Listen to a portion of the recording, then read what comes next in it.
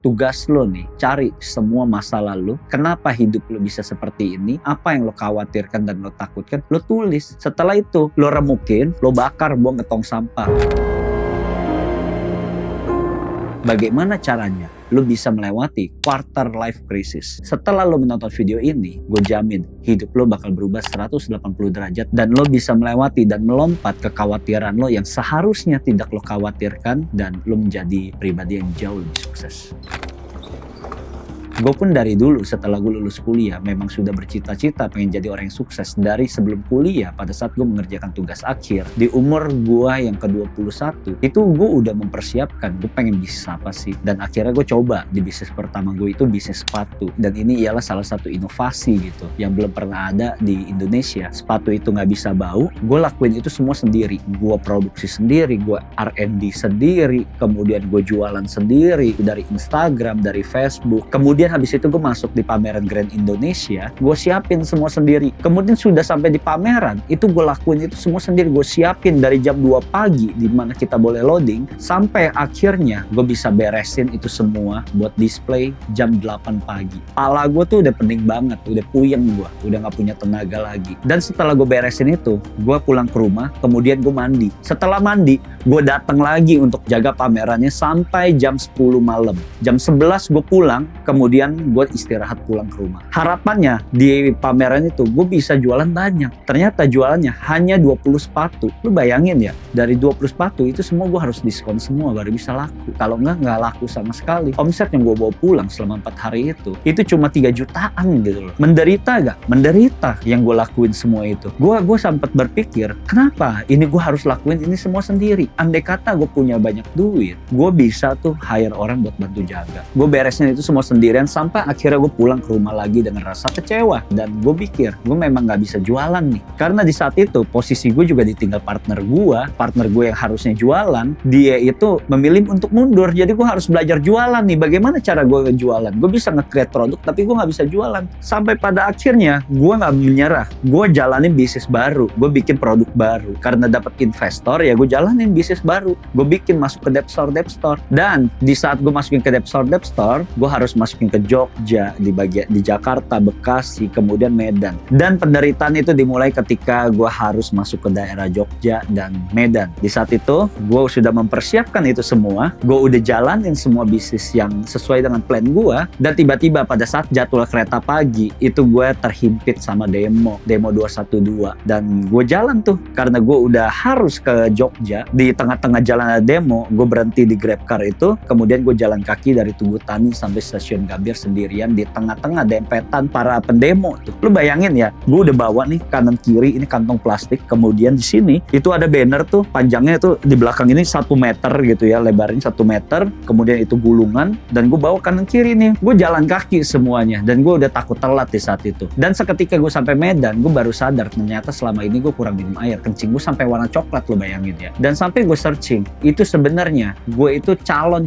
nih terkena batu ginjal gitu karena kekurangan minum. Lu pernah gak ngerasain quarter life crisis lu separah gue nih yang seperti itu? Yang gue pikir saat itu mungkin itu semua yang sudah gue lalui, itu gue bakal sukses gitu loh. Gue punya harapan besar ketika gue sudah berjuang seperti itu. Tapi kenapa semuanya itu nggak sesuai sama prediksi gue nih, dimana gue harusnya bisa sukses tuh karena gue udah berjuang sampai segila itu. Gue kerjain semua itu dari pagi sampai pagi lagi, tidur gue cuma 3 jam. Semua waktu yang gue korbankan itu semua buat bisnis gue. Sampai akhirnya semua omset yang gue jalani di bisnis sepatu itu, omsetnya tuh 1 bulan cuma 7 juta di semua cabang. Lu pikir aja gitu, gimana caranya gue bisa sukses kalau diakumulasi 1 bulan tuh omset cuma 7 juta gitu loh. Dan setelah bisnis itu gagal, ya gue coba jalannya teh detox gitu. Gue bikin sendiri teh detoxnya, itu harga modalnya gue bikin 20.000, kemudian sampai pada akhirnya gue jual 165.000. Dan gue jualnya juga di Google Ads. Gue belajar semua otodidak, dan dalam waktu 1 tahun itu semua bisnisnya harus gue tutup karena udah gak laku laku lagi. Karena kejadian seperti ini sudah bangkrut berkali-kali, uang gue udah nggak ada, bisnis gagal semuanya ya. Jadi gue kerja serabutan, gue ngumpulin duit. Ketika ada project freelance gue ambil, ketika ada kerja jadi lap mobil itu gue ambil, ketika ada jadi admin registrasi gue ambil, harus jadi sales kompor pun gue ambil gitu. Daripada di rumah nih gue nggak dapat apapun, mending gue kerja di luar yang mending dapat duit. Di usia 20-an itu gue sudah melewati berbagai banyak hal. Makanya ketika gue udah mengalami banyak kegagalan, gue mikir gue harusnya nggak boleh berhenti. Karena kalau gue berhenti, gue nggak tahu sebenarnya cahaya itu datang kapan. Dan ternyata cahaya itu datang ketika gue melompat tuh ke Meta Ads dan gue bisa menghasilkan uang yang sangat banyak. Bisa jadi dari setiap pengalaman yang sudah gue lewatin, itulah gue dipersiapkan sama yang di atas untuk mengumpulkan pundi-pundi uang itu jauh lebih banyak. Makanya ketika lu sedang melewati usia di 20-an, lo desperate, lo bingung harus ngapain, lakuin aja, perbaikin setiap kesalahan yang lagi lo alamin. Kalau misalnya masalah lo lagi depresi, lo khawatir sama masa depan, hey, itu 5 tahun lagi, lo juga belum tahu lo jadi apa. Gue dalam umur 20-an, hampir semua apapun yang anak muda belum lakuin, gue udah lakuin gitu. Karena keajaiban itu selalu datang di saat yang gak pernah lo duga. Makanya lo harus siap sama kehidupan lo. Khawatir dan desperate itu hanya perasaan lo sendiri. Tapi yang namanya kehidupan selanjutnya nih, lo jadi apa, itu tergantung dari apa yang lo lakuin di hari ini. Buat lo nih yang usia 20-an, lo lagi ngalamin quarter life crisis gitu. Bisa jadi lo sedang mengalami masalah tekanan sosial, dimana lo punya tuntutan dari nyokap bokap lo, kemudian dari pasangan lo mungkin, atau dari saudara-saudara lo. Lo punya nih tekanan sosial di diri lo nih, yang sebenarnya mereka nggak bermaksud gitu. Tapi lo punya rasa bersalah sama hidup lo, karena di usia 20-an yang seharusnya lo lihat temen lo punya gajinya besar. Di saat itu lo lihat temen lo yang udah punya mobil mungkin. Lo itu desperate, kok lu nggak bisa seperti mereka. Bisa jadi nih sebenarnya orang tua lu juga desperate gitu, lihat lu di rumah mulu, lu nggak ngapa-ngapain. Mungkin saat itu lu lagi berjuang, mungkin lu di dalam kamar nggak keluar, itu lu lagi belajar. Mereka nggak tahu gitu, dan saat itu lu desperate banget, kok gue bisa ya jadi beban keluarga seperti ini. Atau mungkin saja orang tua lu tuh yang menganggap lu tuh beban, yang tidak menjadi anak seperti yang diharapkan ketika udah besar. Dan akhirnya segala sesuatu yang belum terjadi nih sebenarnya belum terjadi, tapi lu sudah menganggap semua itu terjadi. Kan lu udah belajar gitu, apapun yang lu pikir, apapun yang lu rasakan, itu yang akan terjadi. Tapi kenapa lu berpikir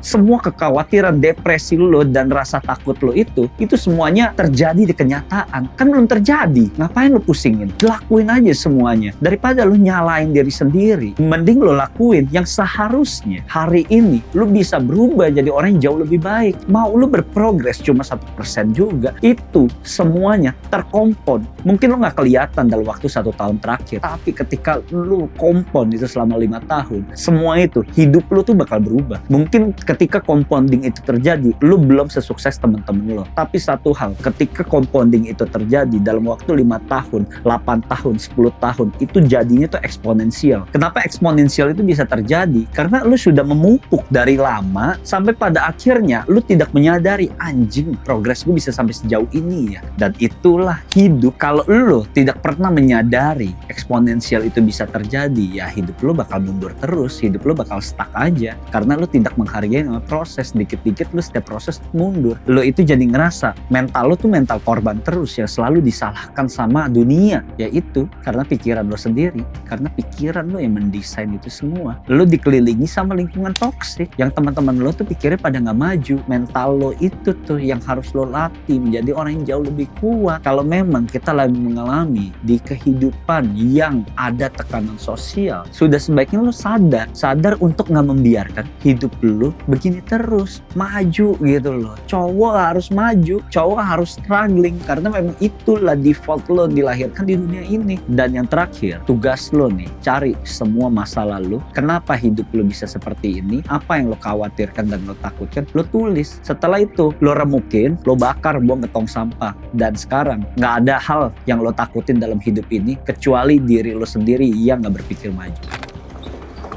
Karena gak kepercayaan diri lo nih, Biasanya yang terjadi sama banyak orang itu dia lihat kanan kiri karena nggak menghargai proses. Tiba-tiba udah jalanin ini nggak quit, lihat bisnis lain jauh lebih enak, nggak fokus. Semuanya yang lo lihat punya temen lo, punya siapapun itu jauh lebih legit, jauh lebih menghasilkan karena lo nggak percaya sama diri lo sendiri, lo nggak percaya sama kata hati lo. 5 tahun kemudian juga jadinya tersesat, jadi orang yang tidak memiliki arah. Lo sebenarnya harus kemana sih? Semua yang lo lakuin itu jadi sia-sia. Yang seharusnya lo tabung ini harusnya bertahun-tahun, harusnya bisa bertumbuh, ujungnya lo berhenti tengah jalan dan lo menyia-nyiakan semua yang sudah lo tabung. Siapa sih hidup orang tuh yang gak mau sukses? Semua orang juga mau hidupnya sukses, tapi lo harus percaya sama setiap proses yang udah lo jalanin. Percaya aja, nanti jalannya juga ada. Dan itu semua yang gue sampaikan kepada member-member gue yang jalani digital product. Awalnya semua juga gak percaya gue ngejalan digital product bisa hasilin profit tuh miliaran rupiah gitu ya. Dan member-member gue juga gak percaya tuh yang di komunitas bisa hasil segitu. Akhirnya gue cuma bilang ke mereka, lu jalanin aja, nanti juga rasain hasilnya gimana. Ternyata ketika mereka jalanin 1 bulan, pada saat mereka belajar 1 bulan itu, di bulan kedua mereka juga udah hasilin tuh 3 digit sebulan. Itu profit ya, bukan omset. Jadi lu jangan samain sama produk fisik, karena kita konsepnya dalam berbisnis yang harus lo perhatiin, berapa uang yang bisa masuk ke kantong lu setiap bulan, bukan cuma sekedar omsetnya gede uangnya kagak ada. Lihatlah dari orang yang kaya itu udah kelihatan kok auranya gimana. Kalau omsetnya doang gede, ownernya nggak kaya, ya berarti artinya lo goblok masih terusin itu tuh bisnis. Karena apapun yang lo lakukan di luar hal umum seperti gue ngejalan digital product, nggak ada yang percaya. Tapi ketika mereka udah buktiin itu baru kelihatan tuh. Nah ini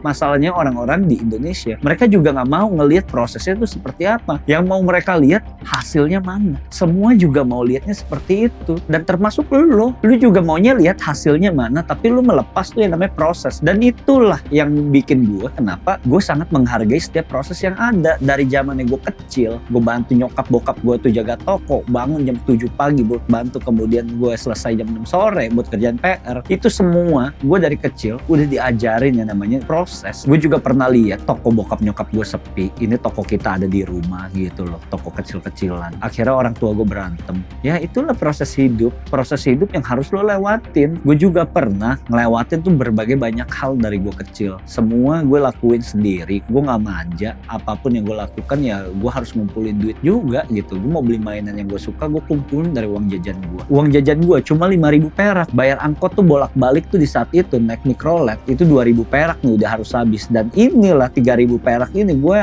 tabung buat beli mainan. Gue tabung tuh berbulan-bulan sampai akhirnya tuh mainan gue beli karena gue udah saking sukanya. Gue udah bisa menahan yang namanya rasa lapar. Di situ gue belajar dari kecil untuk menunda yang namanya kesenangan. Selama 20 tahun ini gue menunda yang namanya kesenangan. Gue udah capek gitu sama kehidupan yang gue kenapa sih harus nunda semua kesenangan gue. Makanya gue bisa sampai di sini. Gue juga percaya sama setiap proses gue yang ada, dan gue juga nggak berharap yang namanya hasil instan. Karena zaman sekarang nih, anak-anak zaman sekarang fokusnya mikirnya mau investasi, padahal duit lo tuh nggak ada. Lo fokus investasi A, I, U, E, O. Lo fokus belajar ini, itu. Lo kalau nggak punya active income-nya, bagaimana caranya lo berinvestasi? Uang lo nggak ada, makanya sekarang fokusnya percaya sama setiap proses lo yang ada. Fokusnya tuh active income. Lo nggak usah celingak-celinguk kanan kiri, karena dalam setiap proses ini pasti ada hasilnya. Apapun yang sedang lo kerjakan, lo harus hargai setiap hal itu walaupun sekecil apapun.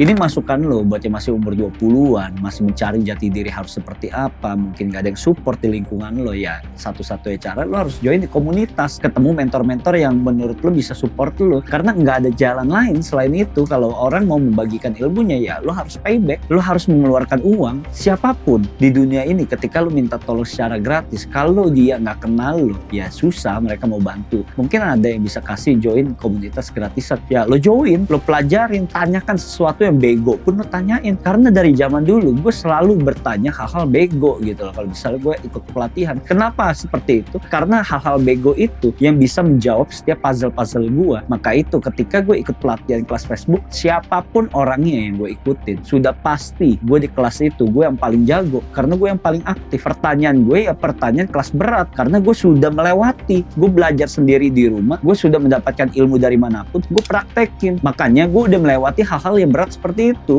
Dan itulah yang bikin gue bisa sampai di titik ini. Karena ketika lu sudah mendapatkan mentor, hal itu yang bisa bikin lu tuh terbang jauh lebih cepat daripada lu mikir sendiri, lu mengolah informasi sendiri, lu praktekin sendiri otodidak, sampai pada akhirnya perjalanan lu itu akan lambat. Karena dalam hidup ini lu butuh yang namanya tuas, lu butuh leverage. Leverage itu ibarat palu, artinya lu harus ngegenggam kan. Nah, genggaman itu ialah leverage lu. Nggak bisa kan, misalnya lu mau malu paku tapi lu cuma pegang besinya doang tuh, besi di ujung tuh lu pukul. Nggak bisa gitu loh. Lu butuh orang buat mencapai kesuksesan lu. Lu butuh orang yang bisa membantu lu, orang yang lebih ahli, orang yang lebih hebat dari siapapun. Kalau lu pengen dapetin 100 juta pertama lu, cari dong orang yang udah mencapai itu, supaya lu nggak ulangi kesalahan yang sama. Jangan sampai lu kepleset lagi. Lu mau dapetin 10 miliar, 100 miliar, ya itu lu harus menemukan orang yang udah mencapai itu. Karena setiap uang yang lu dapatkan ini levelnya tuh berbeda, orangnya tuh berbeda, cara mainnya tuh berbeda. Dan tentunya lu harus ngaca, lu lihat diri lu sekarang, lu mau mencapai di titik yang mana dulu nih. Karena semua itu ibarat lu naik tangga, semua itu pelan-pelan baru lu bisa mendapatkannya. Nggak bisa ketika lu pengen capai 10 miliar pertama lu, tapi 100 juta aja lu nggak punya, lu 10 juta aja belum pernah dapetin. Semua itu step by step yang harus lo lewatin. Untuk keluar dari lubang quarter life crisis, di mana lo depresi, di mana lo khawatir, di mana lo merasa diri lo nggak berdaya, ada harga yang harus lo bayar. Salah satunya ya lo diremehkan sama orang lain. Lo belum pernah diinjak berkali-kali sama orang lain sampai akhirnya lo jatuh, lo bangkit, lo diinjak sama orang, kemudian lo mau bangkit lagi, lo diinjak sama orang. Ya itulah harga yang harus lo bayar buat menjadi orang sukses. Karena dalam hidup ini kita punya hidup tuh yang berbeda, siklusnya seperti apa. Lo nggak bisa sama ratakan kehidupan lo dengan orang lain. Semua gue juga udah laluin. Makanya apapun yang lo tanyakan masalah ketika lo merintis, gue udah lewatin semuanya. Karena itulah harga yang harus gue bayar. Nah sekarang PR lo, berani gak lo nunda kesenangan? Jangan-jangan kalau misalnya lo baru dapat omset 10 juta itu lo gaya tuh cicil iPhone, lo buat gaya di depan teman lo biar kelihatan sukses kan? Lo yang nonton video ini harusnya lo sadar kalau lo masih gembel, gak usah sok-sokan gitu lo. Lo tunda dulu kesenangan lo. Lo bisa lihat kok nanti hidup lo berapa tahun lagi itu jauh lebih baik kalau lo bisa tunda kesenangan lo. Uang itu di-keep, uang itu diputar, uang itu digandakan, bukan dihabisin. Jangan kayak tolol. Satu-satunya yang bisa bikin hidup lo maju adalah konsistensi. Lo sebenarnya nggak membutuhkan motivasi. Mau motivator apapun, ngomongannya bullshit. Mereka tuh cuma pengen uang lo. Dan lo denger ini ngomongan praktisi yang udah lewatin semua masa lalunya. Dan sampai akhirnya gue bisa sharing kayak begini nih di depan kamera. Karena dalam hidup ini seperti chart trading. Bisa naik, bisa turun. Kalau misalnya bisa naik, artinya lo bisa melewati setiap proses lo yang ada. Dan sampai pada akhirnya lo tuh bisa ke atas. Nggak ada segala sesuatu yang instan. Segala sesuatu di dunia ini, lo mau semangat apapun pasti ada fasenya lo turun, dimana itu ujian tuh. Lo ketika misalnya lo lagi rajin olahraga, ada fasenya lo males, ada fasenya lo turun semangat lo. Bagaimana caranya ini ujian lo ini bisa lo lalui sampai lo akhirnya ke atas? Sama seperti ketika lo lagi diet, ada tantangan nih makan makanan enak, lo bisa gak nunda itu? Dan itulah ujian lo sampai akhirnya lo bisa nurunin berat badan. Jangan kasih siapapun merasa menang atas kegagalan lo, karena mereka sebenarnya itu menunggu lo gagal nih, dan lo harus menjawab tuh semua dengan bukti. Kalau nggak ada bukti, mereka artinya menang. Kalau lo bisa kasih bukti, artinya lo yang menang, mereka tuh salah. Selama lo masih muda, apapun yang lo lakukan, explore segila mungkin, gagal sebanyak mungkin. Karena nanti pada akhirnya ketika lo berhasil, lo track back, coba lo nostalgia sedikit, lo lihat, gila ya, gue udah sejauh ini, gue tuh hebat banget ya bisa sampai lewatin hal-hal ini. Kalau gue harus balik ke masa lalu, sepertinya gue nggak kuat, baru lo bisa menang tuh hal seperti itu. Lo udah melewati berbagai rintangan dalam hidup lo yang sebenarnya itu di luar logika, dan lo punya cerita. Dan gue bisa kasih informasi-informasi ini ke kalian ya karena gue konsisten ngelakuin ini semua, dan gue pengen punya mimpi supaya lo pada yang ngedengerin informasi seperti ini, nonton video seperti ini, hidup lo tuh berubah. Kurang apa gue berkorban buat kalian nih, dan gue menginvestasikan waktu seperti ini supaya lo yang nonton, lo tuh sadar bahwa lo itu gak sendirian, lo itu semua punya fasenya, dan ini menjadi pelajaran lo sampai akhirnya lo bisa melewati fase-fase seperti ini. Karena umur lo akan terus bertambah, makanya lo harus memanfaatkan waktu sebaik mungkin. Lo nggak bisa menarik waktu itu mundur. Kalau lo tahu waktu itu terus maju, lo manfaatin setiap momentum hidup lo tuh sebaik mungkin. Dan gue di sini bukan memotivasi kalian, gue pengen kasih tahu inilah reminder yang seharusnya lo punya. Insight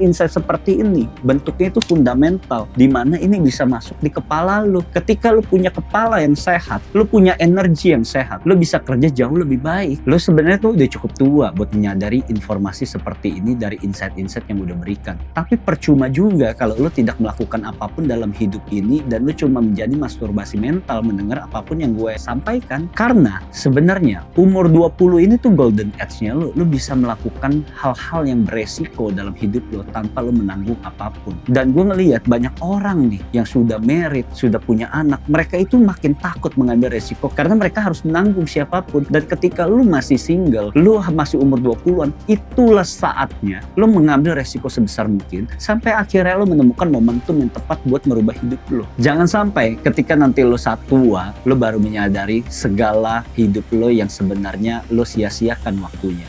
Good luck guys.